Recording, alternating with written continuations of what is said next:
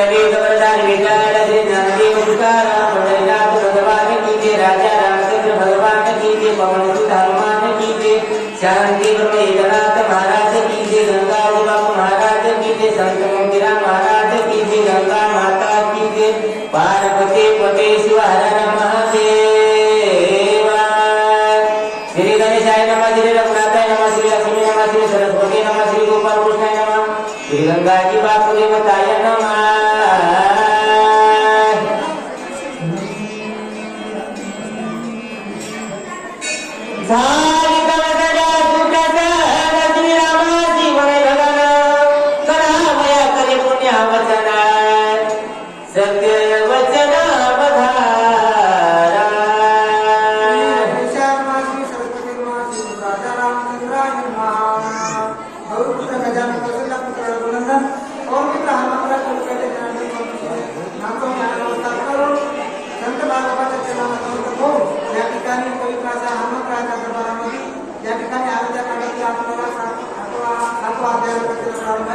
त्यामध्ये या ठिकाणी अशी कथा वाक्याला आम्ही प्रस्तुत करीत आहे तर राम लक्ष्मण आणि सीता यांचा आता वनाभिगमन होणार आहे वनाभिगमन होत असताना काय केलं आहे आपण कुठलंही कार्य करत असताना निर्विघ्नपणे पार पडावं आपण आज काय करतो गणपतीचं आवाहन करून गणपतीचं पूजन करतो तसंच या ठिकाणी कौशल्य मानवाने काय केलं आहे पुण्य हा वाचन या ठिकाणी आवाहन आहे ते केलं नंतर स्वस्ती वाचन केलं किती स्तोत्र जे असतात ती या ठिकाणी शांती पाठ म्हणले म्हणल्याच्या नंतर आता कौशल्य माता प्रसन्न झाली प्रसन्न झाल्यानंतर आता रामाला वनवासाला जाण्याकरता आज्ञा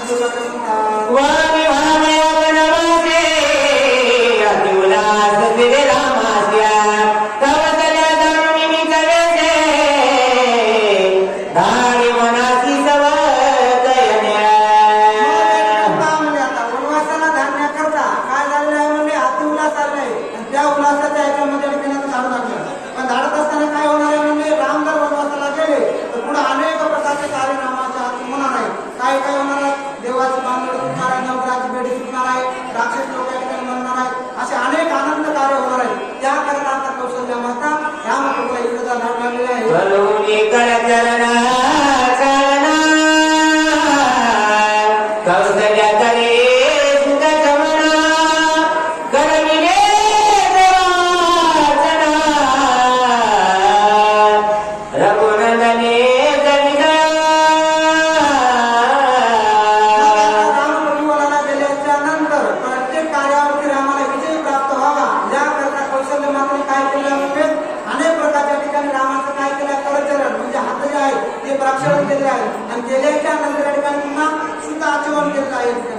आचमन करून या ठिकाणी पुढे आता धाडला आता धाडल्यानंतर कसे जातील ते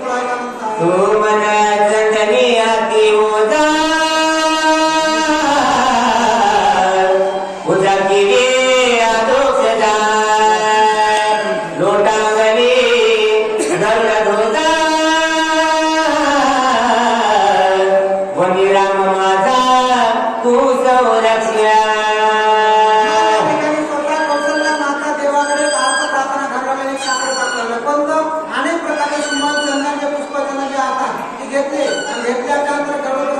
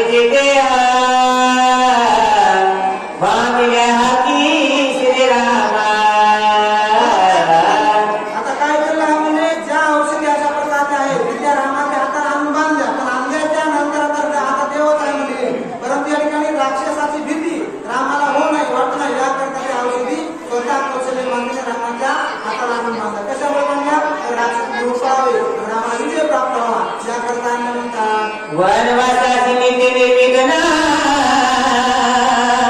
येते भावया रघुनंदना सर्वे सर्वांची प्रार्थना कर्या पार कौशल्या. कौशल्य मातेने काय केलं आहे? रामावर आता वनवास झाल्याच्या नंतर काय होणार आहे? नित्य रोजचे रोज पावला पावला या ठिकाणी संकट विघ्न येणार आहे त्या ठिकाणी. मग त्याच्यामध्ये राम प्रत्येक संकटामध्ये उत्तीर्ण व्हावा, झाल्याच्या नंतर ते विघ्न बाजू नाही, काही करू शकत नाही. म्हणून रामप्रभू या ठिकाणी त्या औषधी आम्ही बांधलेले आहेत. अशा प्रकारचा रामप्रभूचे विजय व्हावे या हेतू अर्थ त्या औषधी बांधण्याला सांगतात.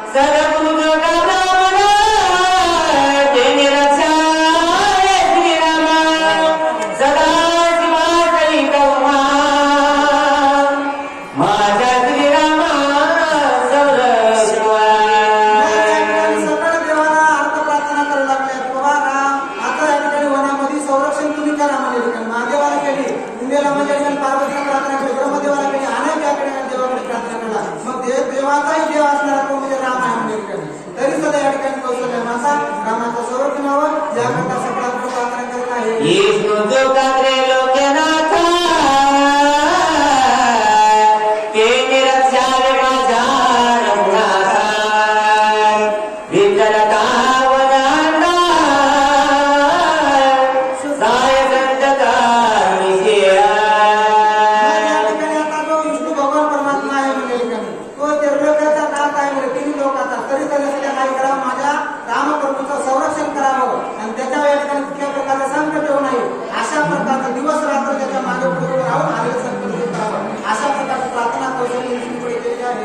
साय होता ऋषिगा साय होता सिद्धचारणा साय होता मधुगुणा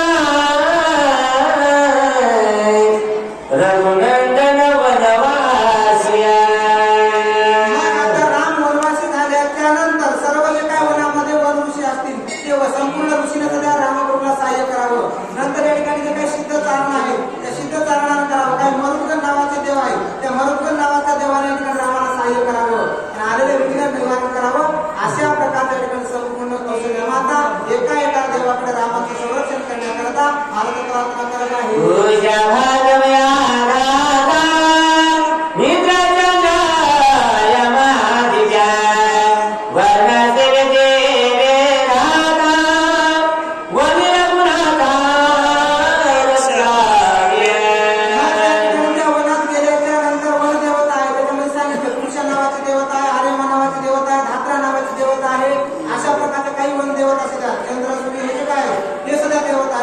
त्या प्रत्येक एका एका देवाकडे कौशल्य माता रामाचं संरक्षण करा म्हणून अशा प्रकारचे सर्वांच्या चरणाला नतमस्तक होऊन प्रार्थना करता म्हणतात.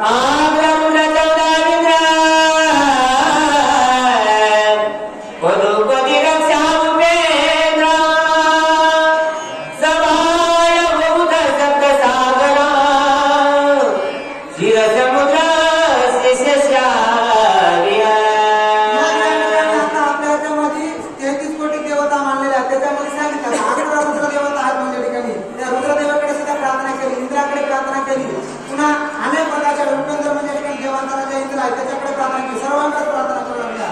कशामुळे तो फक्त होणारा राम आल्याच्या नंतर त्याचं तुम्ही संरक्षण करा. अशा प्रकारच्या ठिकाणी सकळ देवाकडे कौशल्य माता प्रार्थना